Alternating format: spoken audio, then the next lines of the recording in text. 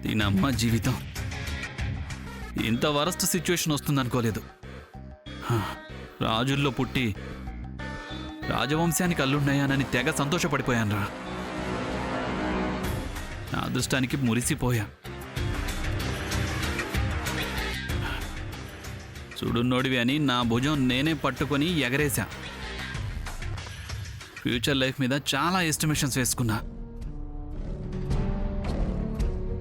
కలల్లో రాకుమారుడిగా రెక్కల గుర్రం మీద ఎగిరా. కానీ ఇప్పుడు కల చెదిరిపోయింది. టబీమని కింద పడ్డా. ఈ మందు బాటిల్స్ మీద పడి దొర్లుతున్నా. అరే, అల్లుడంటే అలా అలా అటెన్షన్ అవుతారనుకుంటే, చేతులు కట్టుకొని ఎస్ ప్లీజ్ అంటారనుకుంటే, నథింగ్. టేక్ ఇట్ ఈజీ కన్నా చీప్ అయిపోయా. వార్నింగ్ మీద వార్నింగ్లు ఇస్తున్నాడు ఆదిత్య. అంతేరా, అత్తోళ్ళ ఆస్తి మీద ఆధారపడినా, సొంతదవుతుందని కలగన్నా అంతే. చేతులు కట్టుకొని నువ్వు నిలబడితే నీకెవరు నమస్కారం చేస్తారా?